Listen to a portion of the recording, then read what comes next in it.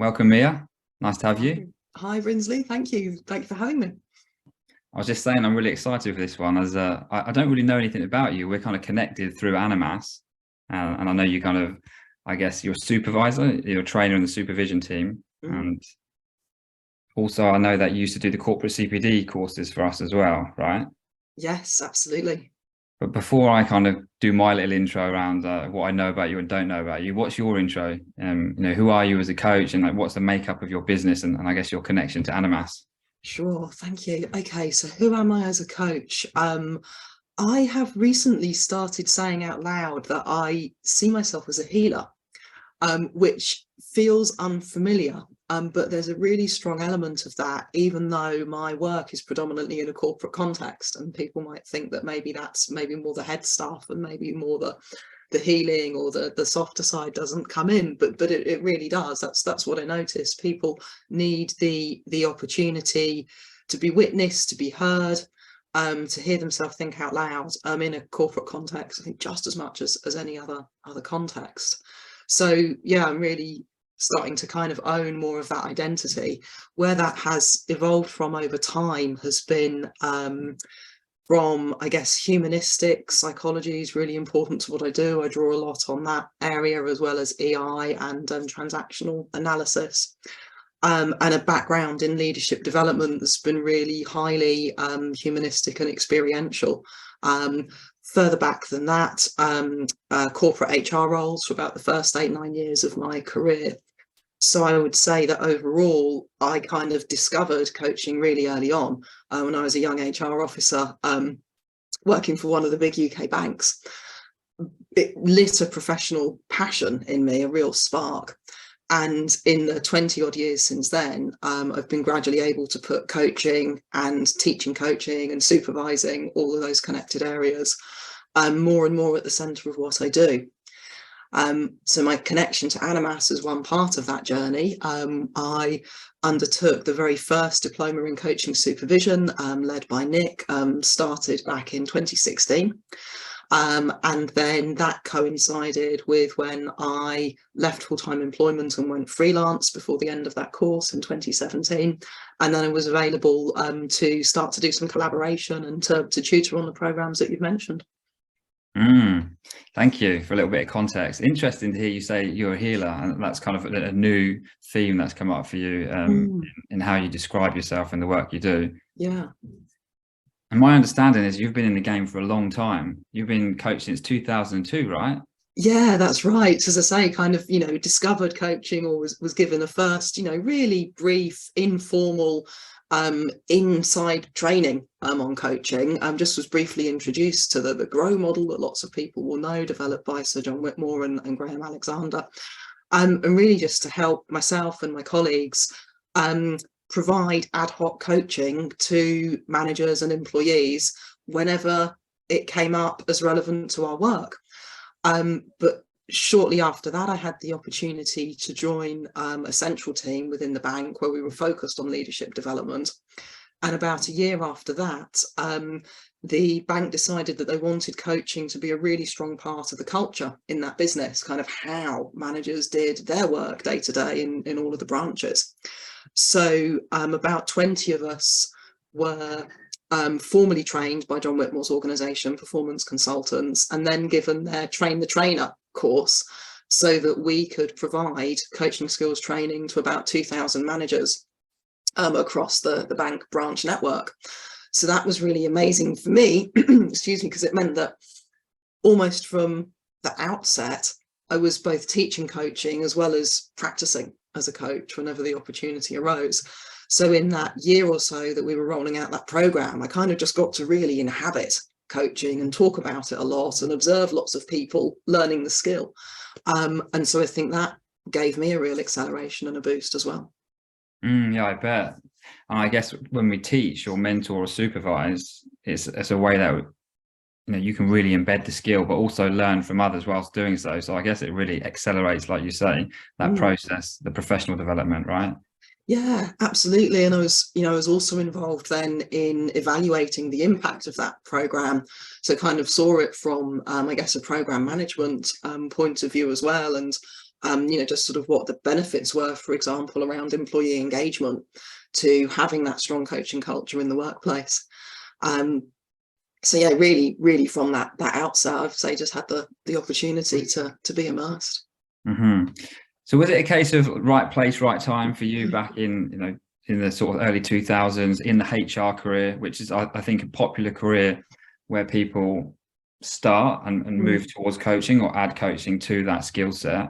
Was it right place, right time for you? Yeah, I think so. So I already knew, so that was my second organisation that I worked in. I already knew that my main interests within the kind of bigger HR area were recruitment and people development. So I expect I would have discovered coaching at some point, just by following those areas. But that, yeah, the right place, right time to be in the Bank Central L&D team at the time that coaching culture rollout was introduced, and have the opportunity to get such great quality kind of early training. That was amazing. And I try to chronologically track people's journeys when I speak to them. So what I'm hearing is 2002 is kind of when you first started your coaching journey. You just celebrated your 5-year freelance anniversary, as you say. That's right, yeah.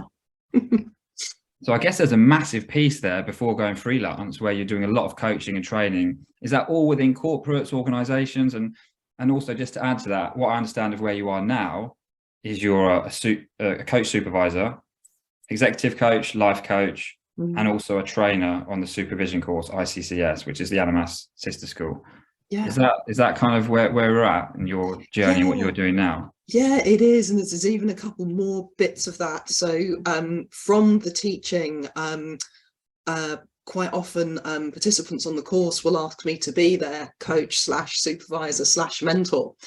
And initially I would try and kind of work with them to understand which one of those three things do you want. But actually what I'm now doing is offering it more as an intentional blend. So usually there's one of those three things that leads, but because I've got all of that background, I'm able to offer a blend, and that seems most suitable and what people really want. But to go back to your question about the the bits in between from the start to now 5 years freelance, it's in a few different chunks. So about the first 8-9 years in total of my career, I was working for large organisations. So I mentioned already a bank. I also worked in the automotive and energy sectors. And so progressively found that I was actually project managing people's development more than I was a practitioner of it. So my last in-house role was talent and succession manager for the power company E.ON. In the UK, and I had a small portfolio of early talent, so graduates and emerging leaders, that I would occasionally do some coaching with. However, most of their coaching and other development was being, we were paying as an organisation external consultants to do that work. So I was like, hang on a minute, I'm paying other people to do the bit that I find most enjoyable and rewarding.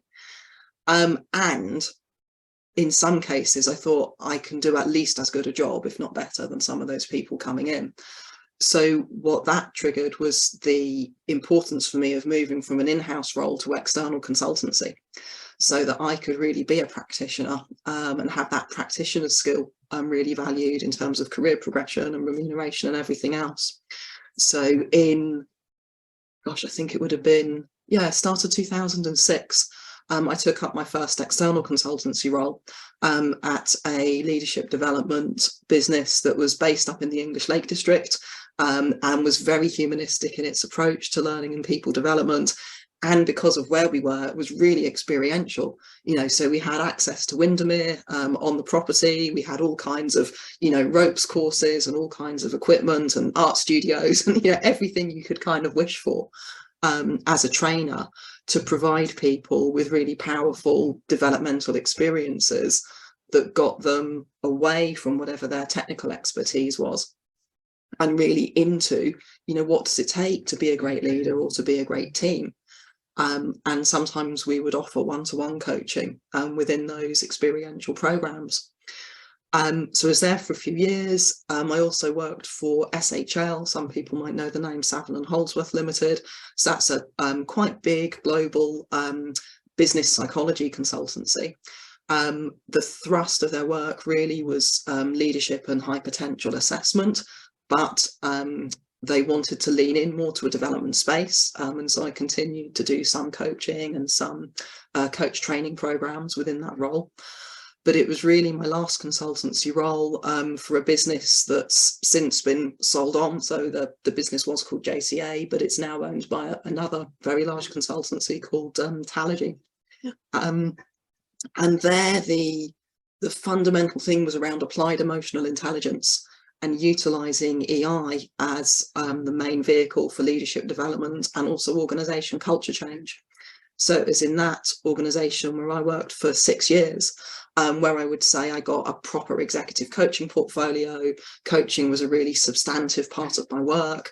We continued to train coaches and developed an EI-based coach training program that used the tools and the IP of that business.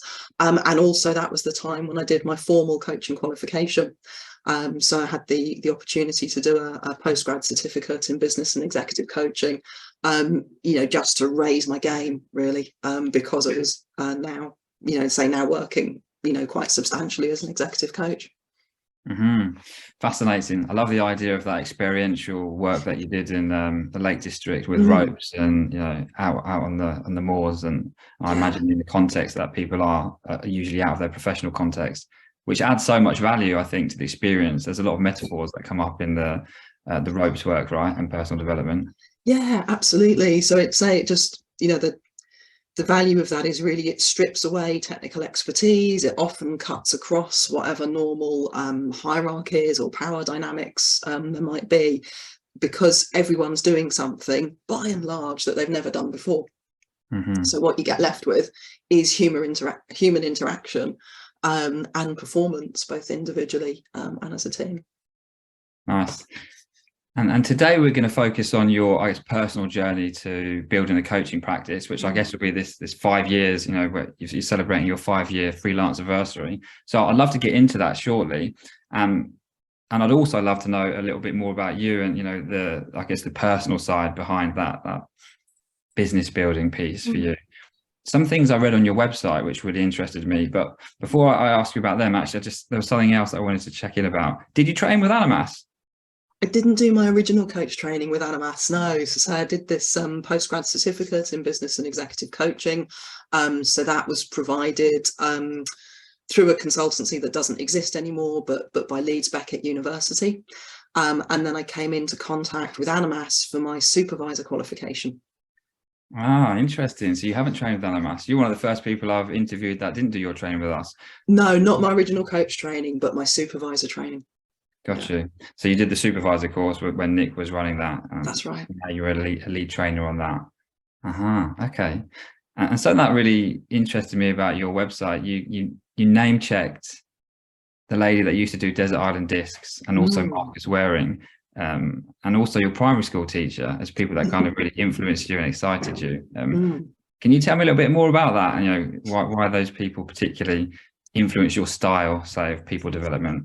Yeah, absolutely. So one of my core personal values is quality. And that's the one I would connect to Marcus Waring. So I guess anyone, this is where you get to find out about my guilty TV habits in an interview like this. So if you see Marcus Waring on TV now, for example, in MasterChef Professionals, which is on right now as we film this, and also in his recent series where he's got a small holding, you really see I would say the warmer, sometimes softer, more human side of him. Whereas if you go back 15, 20 years, he was like a mentor chef on the Great British Menu at that time. And at that point, what you saw was absolutely incredibly high standards, but he was really hard on people.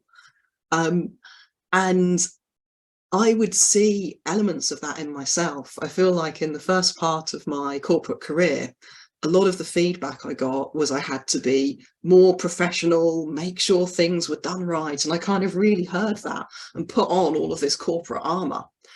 And I would say I probably then spent the second 10 years learning to take that all off again, and allow the kind of softer and warmer sides of me as a, as a facilitator, in particular, as a coach and as a colleague to come through. So yeah, I kind of really just look to that and reflect on, like I said at the beginning, to kind of start to describe myself as a healer. I would never have said that even 5 years ago. So yeah, so that's Marcus Waring. My primary school teacher, Mrs. Greenwood, was just the most lovely woman. She was, my memory of her is as someone who was incredibly wise, and incredibly kind. So try and embody those qualities as well. And then you also mentioned, I think, desert island discs. So I always think about the kind of presentation style of that, and just that, I suppose, that spirit of inquiry and really seeking to understand, and to get to know someone, in that case, kind of through the medium of their musical choices. But again, it's about the whole person.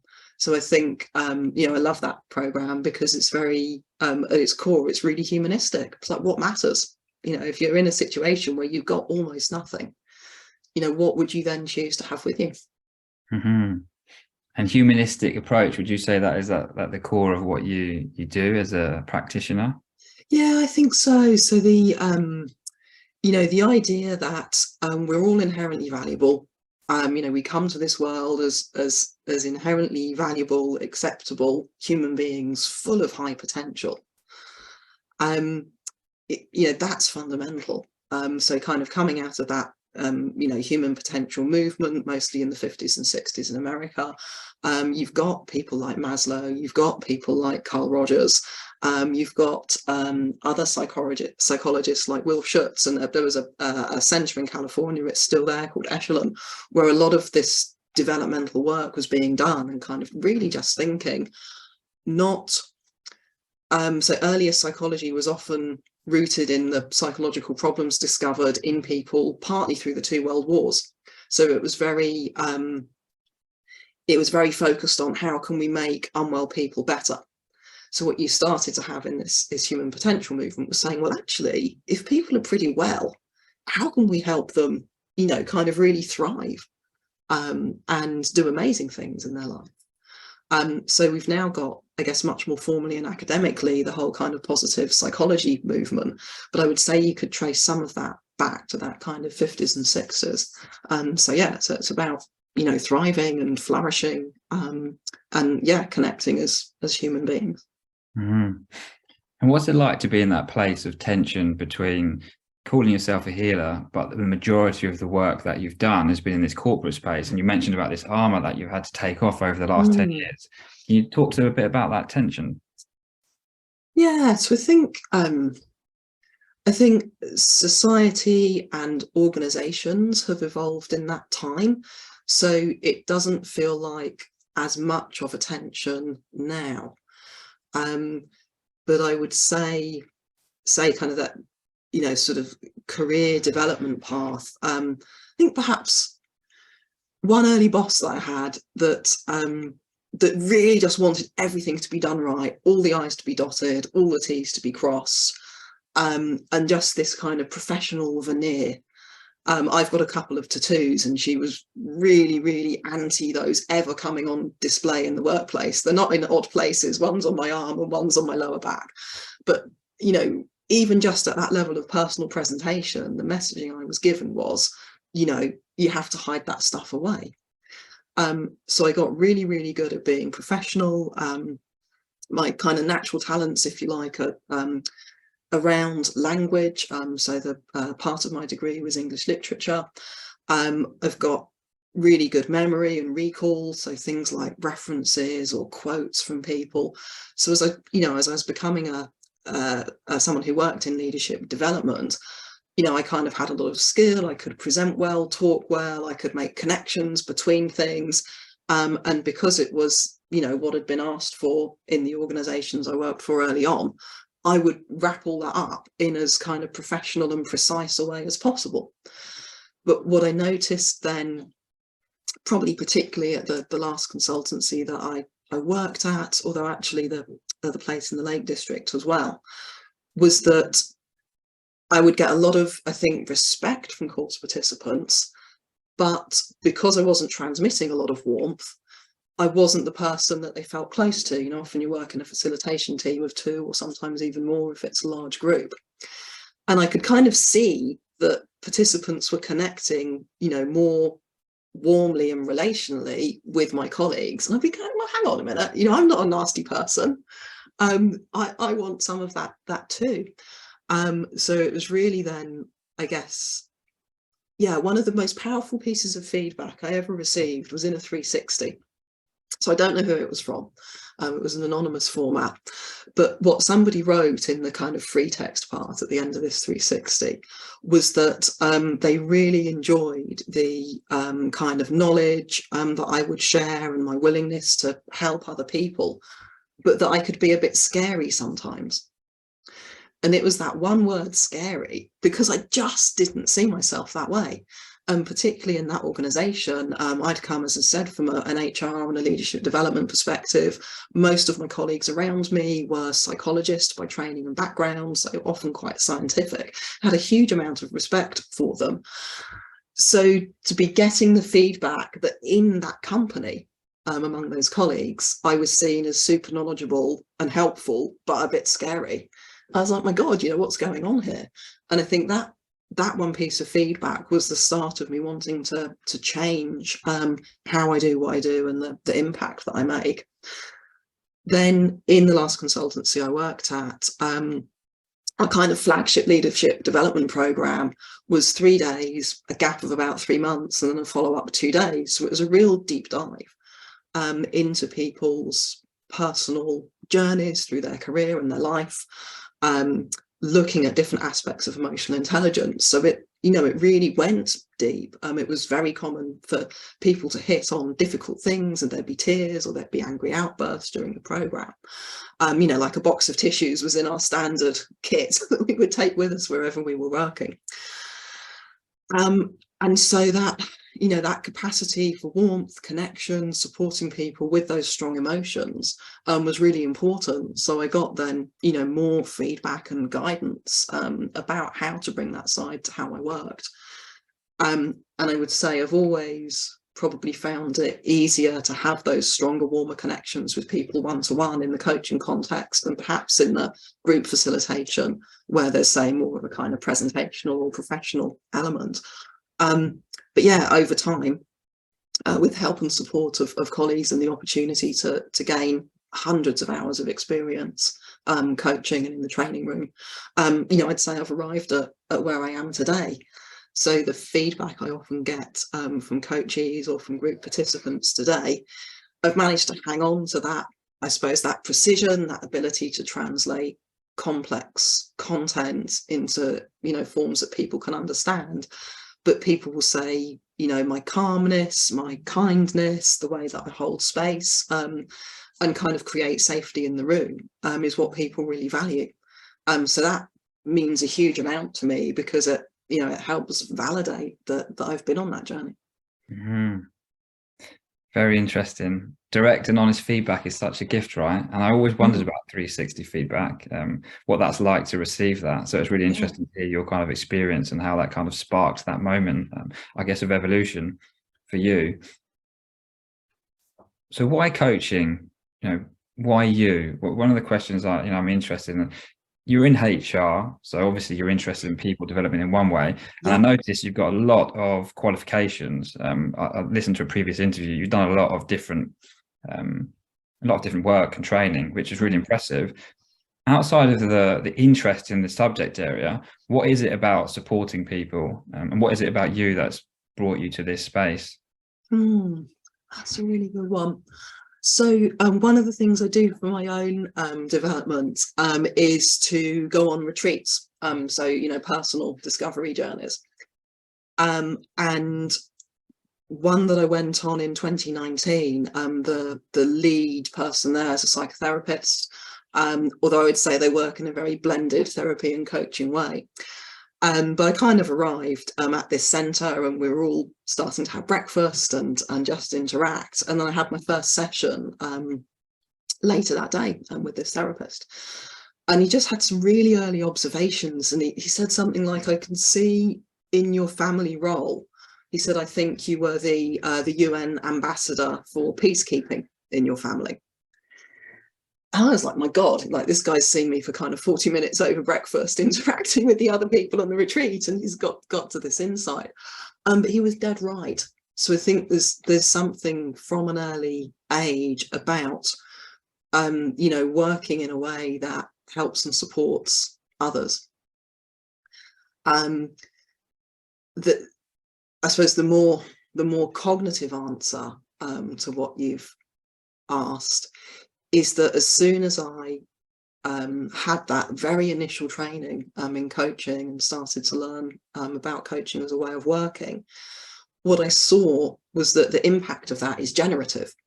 So if I coached a leader in the workplace, say a bank branch manager as it was at the time, I didn't just help them feel better and know what to do and perform more effectively. You know, they would be leading a team, you know, maybe 5 people in a small branch or 40 people in the biggest branches. So if they did a better job, that meant all of those other 5 or 40 people, you know, also had a better experience of their work. And then as I got to work with people over longer periods of time, people would say, oh, do you know what, you know, that thing we talked about, I've been doing that with my family, you know, I listen differently to my children or something like that.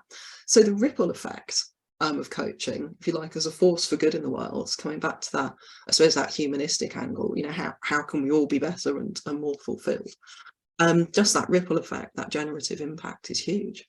And that's why I still do it more than 20 years later. Thank you. I'd like to go to your business building, I guess, journey shortly. But before I do, I think I've got an essence of it. But who do you actually coach? Who are your clients? I get the supervision element and probably the corporate element. Anyone else that you throw into who you work with, the topics that you work on? No, so the main groups are what you've described. So leaders in organisations, and particularly organisations will often seek out coaching support for leaders when they're in transition. So somebody who they see has got high potential and they want to provide them support so that they're as well prepared as they can be for the next level of responsibility. Or perhaps during a time of organisation culture change, when expectations of a whole group of leaders, say the top 100 or 200 in the organisation, are changing. So that's a big population for me. Over the last few years, say particularly through the teaching, I then also work with coaches earlier in their journey, and that will be that sort of hybrid of coaching, mentoring, supervision, depending on what people need. And then I do also do some life coaching and some work with usually smaller business owners, often more locally to where I live, because, you know, people will get on the internet and look for a coach, and sometimes they'll find me that way. Thank you.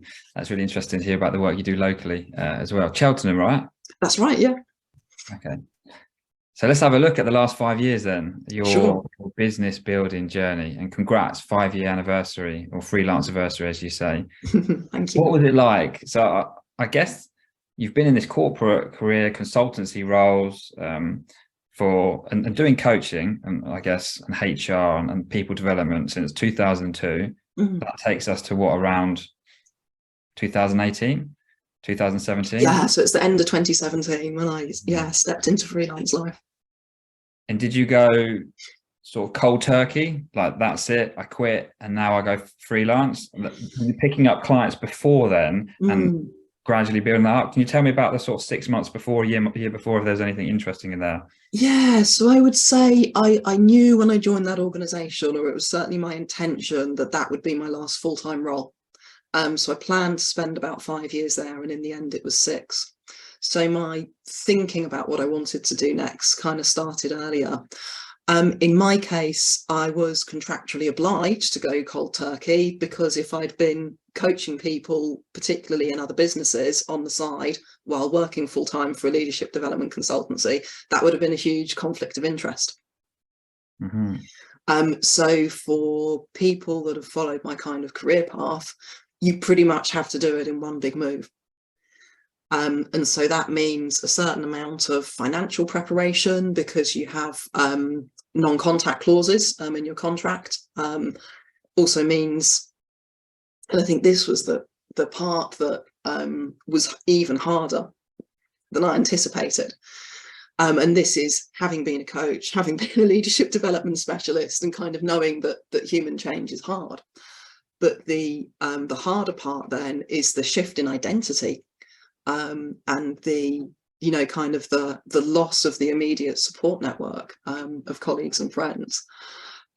So I would really say that for me, at least, taking that step, even though I really wanted to do it, and I'd known for a long time that at some point I would do it, when I actually did it, it felt like jumping out of a perfectly lovely, comfortable, well-functioning airplane without a parachute.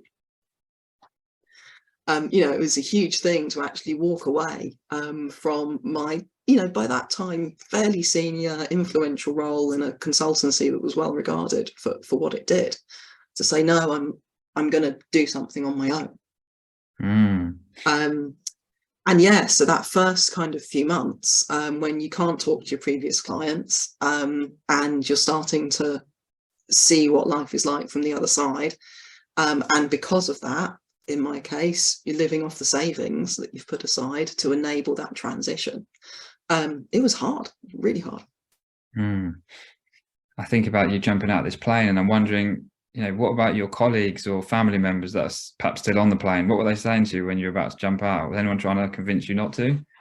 Yeah, some of them certainly did. So if I look back, I was employed in consultancy roles for probably about 12 years. So I said 8 or 9 years in-house roles and 12 years full-time employed. And I would say about probably 2/3 of the people that I got to know well as colleagues that then became friends are also now freelancing. Not everybody, some have stayed in those larger consultancy type roles. But what you can see then, I guess, is two clear groups between the people that really want to stay in and have the, I suppose, the security of a regular salary, or particularly want to be part of a large organization and find that fulfilling and kind of the opportunities that affords. And then, the group of us in my experience, slightly larger group that have stepped into freelance work, that have chosen to place a higher value on other things. So whether that be independence, kind of time freedom over money freedom, in some cases, although not mine, ability to fit work around family life. In some cases, people's just real desire to originate, to create something that's really theirs. So then you get a group of people that make that choice to step out. Now, because we've had the opportunity, I sort of talked about doing 2 and 3 day and longer sometimes residential programs. So your colleagues do become your friends.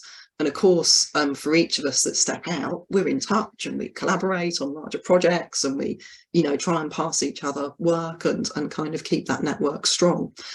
So, you're not truly on your own. The strength of those relationships and that network is incredibly important, but particularly in those first few months, because what I found is that it also kind of took a little bit of time for the flywheel to start turning, for the people that are in the project management positions that will call you up and say, oh, I've got a coaching assignment for 30 leaders. Could you take on 5 or 6 for me?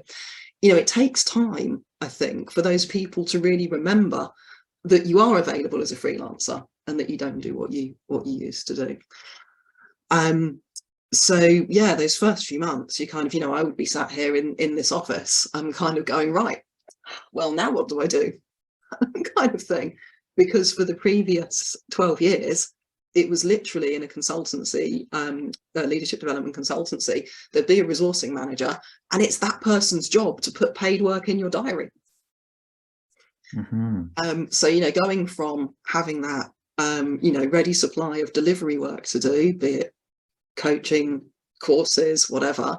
Plus, part of that role is carrying a business development target. So I would have those projects to work on, and I would be an account manager for certain key clients. There was more than enough to do. To go from that to, okay, now I'm going to build something up from scratch and establish a portfolio of associate roles and seek out some direct clients. It is a big change. Yeah, sounds massive. What did you do then? So you sat in your office all this time. What did you actually do?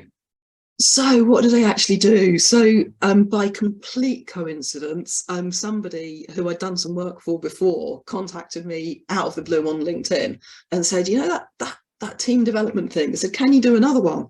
And I said, well, I could. I said, but you need to know I've just left my previous employer. And they're like, no, I'm not worried about that. I just want you to do it. So that became my invoice 001 on my my accounting software. So that was great. That was an early piece of work. I then started, I guess, really understanding I suppose the challenges of building up a life coaching type portfolio versus the kind of work that I do in the corporate world. So differences in how you have to get yourself out there, get yourself known, what people are willing to pay. And I realised quite quickly that I would keep the majority of what I do on an associate basis. Also, at that time, was exploring the potential to set up a bigger business venture with some other colleagues that had recently gone into the freelance world. That didn't happen exactly as we thought it might, although there's a smaller number of us that continue to collaborate really closely. So that's the Thinkstitute business that I'm involved with, as it's now called. And just start utilising the network that I had. So through, at the time, it was the Animas Lounge on Facebook. So now it's Coaches Uncaged on the Mighty Networks platform. But looking out for opportunities there, connecting with other coaches, speaking to those project managers that I mentioned within the and resourcing managers within the consultancies I'd worked for in the past. Gosh, what else? Trying to think. Yeah, it's probably those are the main things. And then, over time, I'm beginning to pick up work. Oh, sorry, Brinsley, you're muted. I'm on mute. Thank you. Yeah, you mentioned about relationships at the start of kind of describing that, what was useful to you, having those relationships around the people that went freelance as well. So it sounds like you've tapped into relationships and networks that were already there for you, rather than going out posting blog posts, social media, SEO, marketing, flyers. By the sounds of it, that's where you were focused on, relationships and networks, rather than, let's say, I guess, traditional marketing. Is that fair to say? Yeah, absolutely. And I think for people, that have come, say, from an HR or a similar background, and particularly if you've worked in external consultancy, that has just seemed so much for me, the stronger card to play in terms of establishing a pipeline of work, rather than, to be honest, just the grind of having to create content and post all the time. And, I'm not a marketeer. I don't have that in my background. And it just seemed like to me, at least, that could be kind of a long, hard road. And it's not where my interests lie. The purpose of for me of going freelance was to put coaching and all the connected things, the mentoring, the supervision, the teaching, to put that at the center of what I do and continue to be a practitioner. And I felt like, well, if I'm got to spend all my time marketing myself, and that reduces the amount of time that I can spend on the work that I love, then that's just not the route for me.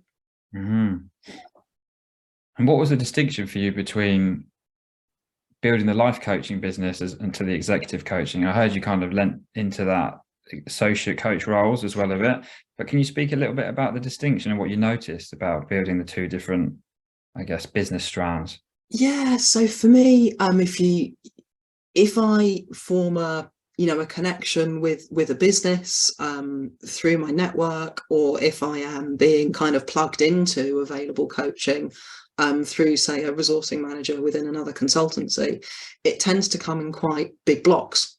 So it would typically be, the example I gave earlier, I said, that they might have a need to provide coaching for a group of 30 leaders in an organization. So as they're looking for coaches to work across that, they'll be looking for a balance of people with the right experience. Clearly there's then capacity, so no one individual is likely to be able to take on all 30, and that probably wouldn't be desirable for lots of reasons. So you want that balance of consistency of approach. So you don't want 30 different coaches for 30 individuals, but you probably want 5 or 6 coaches that can form a coaching team and take on 5 or 6 coachees each. So that one relationship, it won't be every single month, but from time to time, it will yield a big chunk of work that will then typically run for 6 months. So in the corporate context, often coaching will be scheduled monthly for 6 sessions. You might have an hour to an hour and a half per session. Mm-hmm.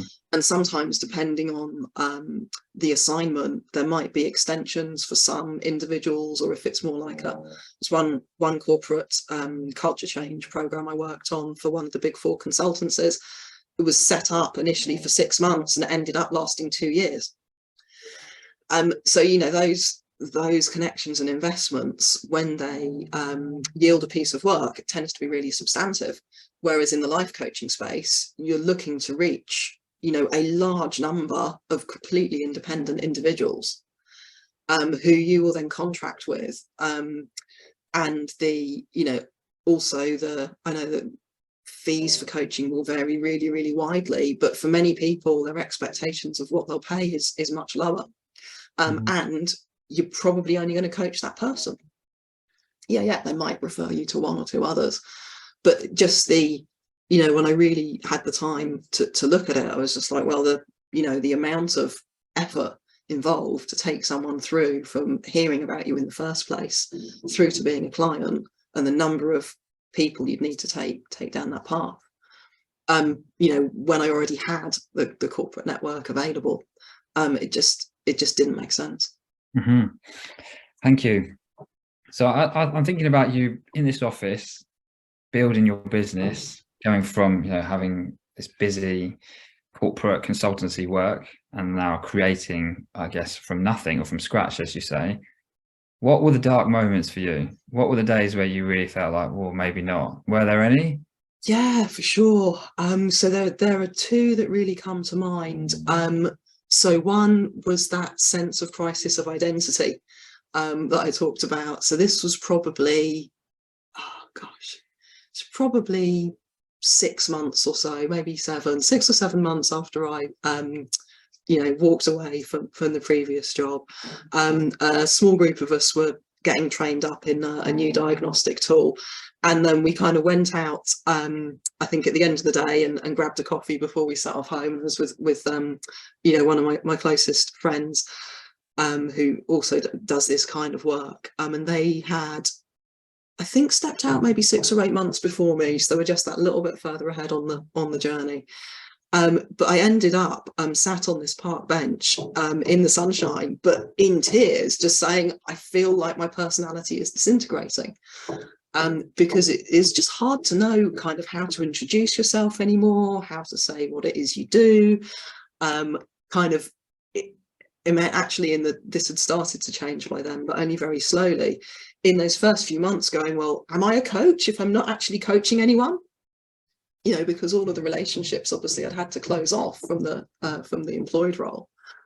And you're like, am I a coach if I'm not coaching? Who the hell am I right now? So that was one of the really kind of dark moments for me, and just that sense of rebuilding my own sense of who I was and what I was about. And then the other one was probably about 3 or 4 months after that, when I was just starting to feel scared that I was going to use up all my savings and not build enough of a business quickly enough to keep things going and starting to think, my God, am I going to have to go back? Am I going to have to say this isn't for me? I haven't been able to make it work. And what's interesting looking back on that is, in a literal sense, I wasn't actually running out of money. I probably had another 6 months worth of money. But because of the proportion of my savings I'd burned through by then, it was my emotional relationship with that and starting to think that it wasn't working and that I was failing and that I couldn't see the light at the end of the tunnel. And in that case, I've got a really amazing supervisor. So a conversation with my supervisor at that time, and just getting some reassurance, and somebody else saying, no, you've got this, kind of keep the faith, it will come good. And within a month of that conversation, in fact, was the start then of the 6-month piece of work for the Big Four consultancy that turned into a 2-year program. And that, I made through that assignment, met more people who became not just colleagues but friends, and we've done some further work together as well. So the time difference between those two things, say, was about 4 weeks, but just the emotional drain and my fears about what might happen, that was another really dark moment. Mm-hmm. Yeah, identity is a big one, isn't it? When we step away from our career, it really resonated when you said that, because I had a similar identity crisis stepping away from my career in music and DJing, and not really knowing who I was anymore, and like introducing ourselves as coaches for the first time. It feels kind of clunky and a bit scary. Yeah. Am I even a coach? Yeah.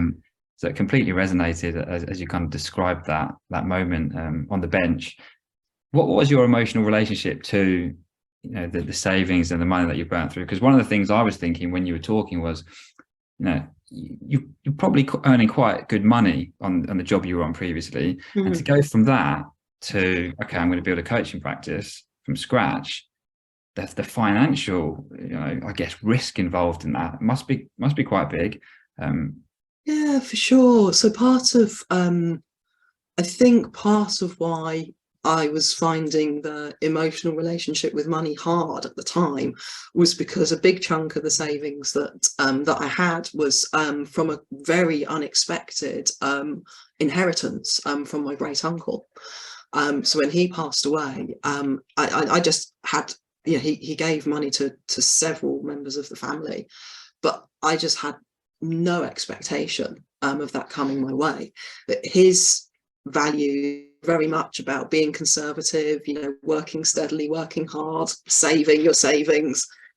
And I just had this sense of, my God, I've done this incredibly risky, self-indulgent thing, and great Uncle Neville would be turning in his grave if he knew what I was doing with my inheritance money. So I think that's partly why I found it hard, because of where I knew those funds had come from. Mm. Yeah, the tension of holding your own vision, I guess, against someone else's vision, or what you think someone else's vision was for that. Yeah. Mm. So yeah, that was a part of it. And also, just the very real and literal sense. So I live in Cheltenham, as you said, with my partner Rob. That if for some reason I didn't sort myself out before the money ran out, you're like, well, what happens if we can't pay the mortgage? And so again, even though the material reality of that, we were nowhere near it, the emotional feeling of it was a big challenge. Mm-hmm. And obviously must have been a great moment for you when you got that big contract, like you mentioned. Was that a moment when you were like, yes, I can do this? What are the moments across the 5 years when it really solidified, yeah, I'm doing the right thing and I can do this? Yeah, so that one was great for me, because it was a new contact that came about, through a post actually that someone had put on the Animas Lounge, that they were looking for people with my type of background. And I was interviewed by the 2 people who were leading that project, and they were like, yes, we want you to do this. And not only did I get that work, but 2 of the coachees I was assigned were people that the business particularly wanted to succeed. So like, we're giving these 2 to you because of your background in EI and the particular challenges those are facing, and the track of those individuals. So that was just yeah, that just felt like a huge deposit in the emotional bank account in terms of, other people seeing what they believed I could bring to their project, and bringing me onto that team. And because of the nature of the work, it was also a really well paid piece of work. So that just settled and grounded, a lot of my fears that I'd had at that time. Gosh, other real highs. So I haven't spoken much about it, but I do continue to do a spread of work across the leadership development and consultancy fields, including assessment, as well as, development programs. So in the Thinkstitute collaboration, and this moment happened towards the end of 2019. So of course we didn't know what was coming then in 2020 with the pandemic. But having done some relatively small pieces of assessment and coaching work within our client organisation, and it had been building nicely, but we were then asked to support their leadership conference for their top, I think, about 150 people worldwide. And that year it was being held in Miami Beach. So, we all flew out to Miami Beach for the week to deliver 3 days of a 5-day conference program, including, actually there was an additional kind of train the trainer day before then. And the content that I was leading on there was a kind of short focused coaching skills training for this top 130 leaders. So, to get the opportunity to go and work in an incredible place like that, and be in Miami Beach and doing the work I love and sharing coaching skills, and there was a fair amount of socializing each evening as well. You kind of look around you and you think, really? I'm here, I'm doing this, I'm getting paid to do all of this. So that was that was fantastic as well. And I think the other thing is, it's not an individual moment, but it's kind of come to be more and more of a joy, is the work on the diploma in coaching supervision for ICCS, and the reason that just gives me mini highs, if you like, all the time that course is running, is the opportunity to work with other people who are typically super experienced coaches already, but kind of really geek out on coaching together and discuss supervision and what it takes. What it takes to be able to support and enable the growth of other coaches. So that just brings that generative piece back into play. So when Nick first asked me, again, this is just a couple of months in, I think maybe 4 or 5 months into to being freelance, he asked if I would kind of cover for him for a couple of days on the second run of the diploma in coaching supervision. I was kind of said, yeah, that would be amazing, thanks Nick. I put the phone down and ran to my partner in the other room and said, you're never going to believe what I've just said I can do. And that felt really stretching at the time, but that was another kind of, I guess an example of someone else having faith in me.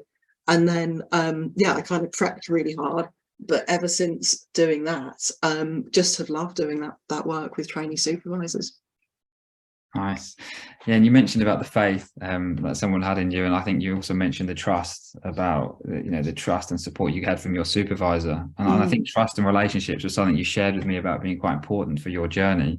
Yeah, it really is. So I think that there's two kinds of things. There's trust in relationships, so being able to have really honest conversations, sometimes to negotiate within those, but to say what you need, to share feedback, to kind of just keep things moving along and working in an honest and authentic way, is super important. So that's sort of one form of trust.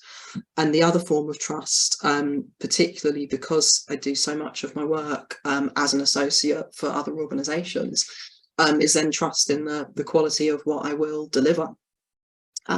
So kind of, client feedback, sometimes that's gathered formally, sometimes it's informally, or, not just literally taking the contract and doing the work, but maybe going back to the people who own that work and saying, well, have you thought about this? This could work better if that, and just kind of really participating as an extended member of that team.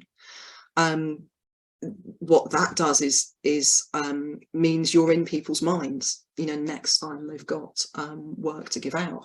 So for people that are wanting to to kind of build associate work as part of their coaching business, that feels really important as well. That just trust that when when you're in the coaching room or at the front of the training room representing someone else, that you're doing an outstanding job. Mm-hmm. So there's that trust in yourself as well as gaining the trust from others to deliver for them. Yeah, and it's sometimes it means, for example, it's kind of where do you choose to invest your time? So you get paid a certain amount for the work that you do, but there's often prep work around that. And sometimes when people are coming into it new, they'll be saying, well, come on, don't we get paid? I've got all this preparation to do. And it's like, well, you don't get paid for that directly right now. But it's an investment that you make, so that you can do a great job. You really earn the fee that you're getting paid. And yeah, you get asked to do more work in the future. Mm-hmm. Makes sense. So I'm thinking about your business building journey and the overall context of it, and I'm wondering, where do people come to you now? Do you still lean back into relationships and networks? Do you blog? Do you podcast? Do you market, SEO? How do clients come to you outside of what you've already shared? Yeah, so to be honest, it is still those same. It is the same networks in some cases, long-standing relationships, but I also invest in cultivating new relationships and opportunities, so that I've got a widening circle of sources for that work. So an example of that, and this illustrates sometimes the time period that you might need to allow for these things to come to fruition. So way back, while I was at the bank, I did a consultancy skills training course, and I stayed very loosely in touch with the people that ran that course, one of whom, who's still involved with it, is now in their 70s. So after I then went freelance, was like, I wonder if that's still going on. Does that still exist? So I kind of got back actively in touch, with the idea that if it was still going and if it was appropriate, I would love to become a facilitator on that program. So then the pandemic kicked in a couple of years later. There wasn't any immediate opportunity. But what happened because of the pandemic was it forced them for the first time to investigate running that program virtually. So a small group of us that knew the program from a long time ago, and some that had done some facilitation over the years, basically gave it a trial run. Now, this is a 5-day program. We broke it up into half-day and 1-day chunks. But I gave that time for nothing, those 5 days, in order to help them understand how to make it work online. So that was summer of 2020. This year, I've delivered 2 of those, and now they're back in person, of course. The world's opened up again. This year, I've had the opportunity to become a facilitator for that business and to deliver 2 5-day residential programs. And the same client that we've been doing that work for wants about another 5 or 6 next year. So I probably won't work on all of those, but it's likely I'll work on another 2 or 3. And because that's such a substantial program, 5-day residential, that then actually is proportionally quite a big part of my income in the second half of this year. But the time lag between that initial conversation with the founder of that business probably would have been in mid-2018 to giving a week of my time in 2020 to now earning a place as a facilitator on that team and doing more substantive work to them. There's kind of 4 years in total. But investing in those opportunities and relationships, you don't know, sometimes it will happen much more quickly. But if I hadn't been willing to reach out in 2018 and to give that week of my time in 2020, I wouldn't have had the opportunity of doing that work this year. Sorry, I was on mute again. You're planting seeds and being generous with your time, and these relationships, I guess, are coming to harvest further down the line. Yeah, Yeah, that's right. Yeah. So that one's probably kind of extreme in terms of the timescales. But just responding to different things that people post. That sort of exchange of possible opportunities between people in the network is what means that you can say have a widening circle of organizations who will ring up and say, can you support this? We've got this program coming up, would you be interested in that? And I suppose the harder edge nature of that is that I believe if you have enough of those strong relationships, they won't all go dead at the same time. If you choose the associate route, then you've got to be aware that you're putting yourself at the very, very end of a supply chain. So, as the economy tightens, if leadership development budgets get cut, then companies will commission less, consultancies will probably use their own in-house teams more. And if you're doing most of your work as an associate, the risk is that the phone doesn't ring as often. So having a large enough group of those organizations that will come to you balances that risk. So lots of great relationships, as well as just a few, has been important to you, and kind of, I guess, building that portfolio of work out. Yeah, interesting to think about it like that. And I haven't thought about it like that before, in terms of being at the end of the supply chain. So it's an interesting idea when it comes to that type of work. So I'm just thinking about looking back at you and your business building journey. When you look back at the 5 years that you've had, what have you learned about yourself as a human being going freelance? It's a good question. What have I learned about myself as a human being? So one thing would be that I can underestimate myself. And I guess I kind of know that. I mentioned TA earlier, so I know that I run a submissive pattern, but it shows up in particular ways in this context. And then finding ways to kind of compassionately say, well, no, I can do that. I can ask proactively for this thing that I want, or I can create something and it will lead to something good. So that, I would say, has kind of been an ongoing lesson. What else have I learned about myself as a human being in the last 5 years? I think the other thing has been around noticing that kind of shift in my values. So I now deliberately work less than I did in the first 2 to 3 years of this lifestyle. And that's because, I want time for, my personal development, to do things like the retreats that I mentioned, to continue to kind of learn and train, and actually just to live life at a pace that feels manageable. If I look back at my life pre-freelance, the number of times I would be on a train at 6 o'clock in the morning in order to go to London for a meeting. And there's a limited number of those that there should be in any person's life. I'm talking about getting up at 6, actually physically being on the train at 6 o'clock. And I would work, it's 2 hours to Paddington from here. Within 10 minutes of the train setting off, I would be working. Because that was a great productivity opportunity, 2 hours on the train. And I just look back at that, and that's just not me anymore. I enjoyed it at the time. I loved feeling really busy. I loved the opportunity to do really large projects with global corporate organizations. But now, it's much more about balance and my well-being, and focusing on doing what I love, but in the right proportion to the rest of my life.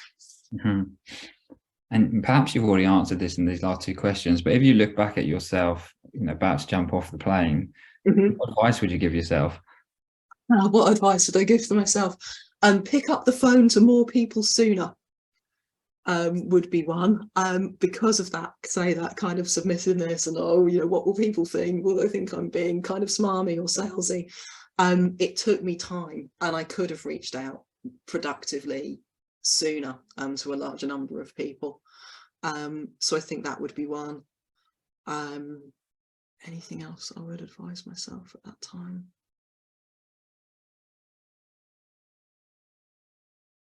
Yeah, I guess it's a very general one, but that that sense of keeping the faith, you know, really just remembering why I was doing it, and why it was important to me, and just having that kind of clear, and, you know, maybe even something like written down, or some kind of a vision board. I never did anything like that, but just something to really anchor on in those darker moments.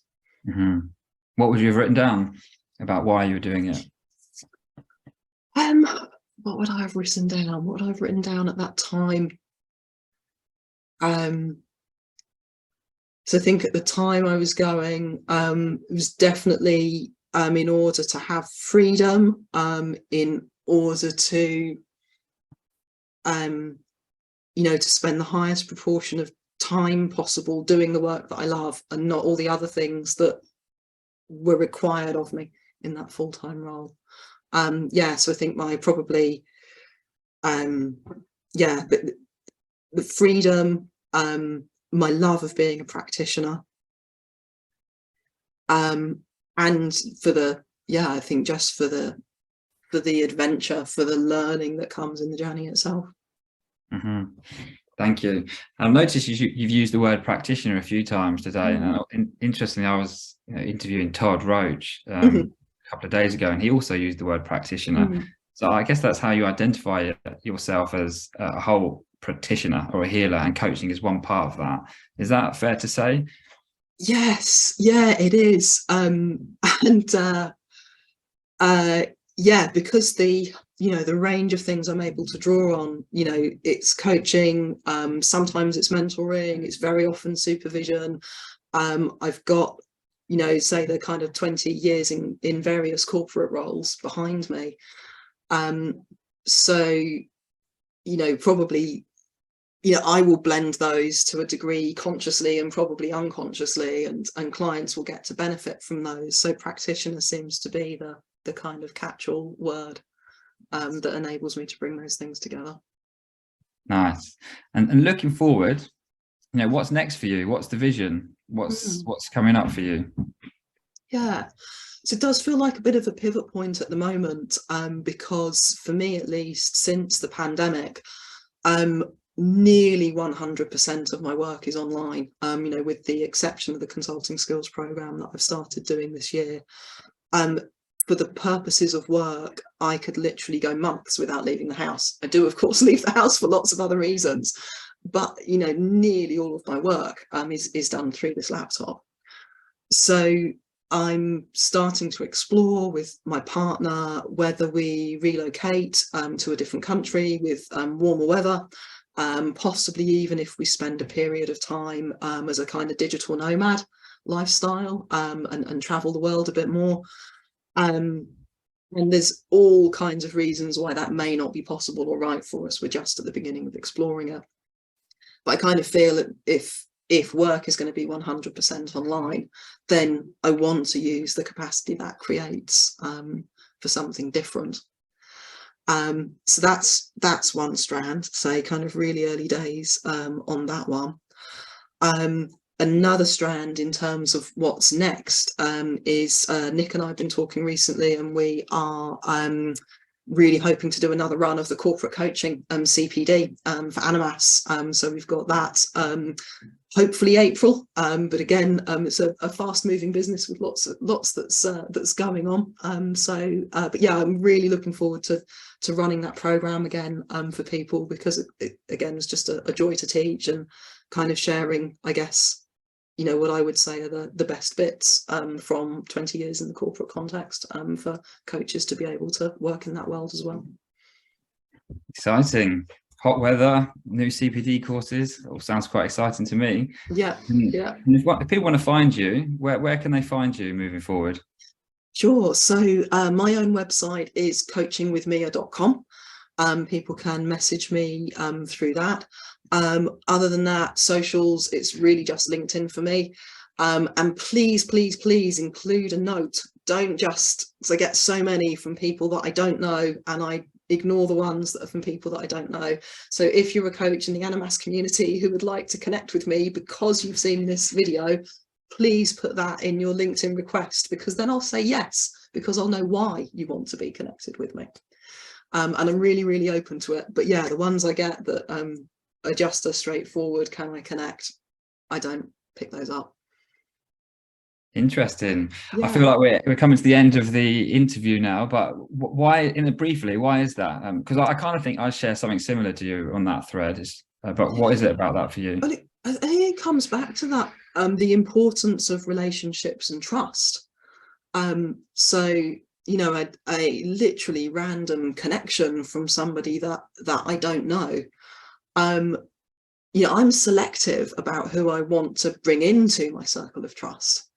And if somebody hasn't got sufficient motivation to write a, you know, 12-word sentence saying, hey, I saw your video, or, you know, whatever the connection might be, then that's not making an early deposit into that emotional bank account of trust that is important in every relationship. Thank you for sharing, and thank you for sharing all of your experiences, or at least some of them, rather, around building your business and, you know, what brought you to coaching. I really appreciated it, and it's nice listening to your stories. So thank you very much for that. Thank you, Brinsley. It's been a pleasure to speak with you today.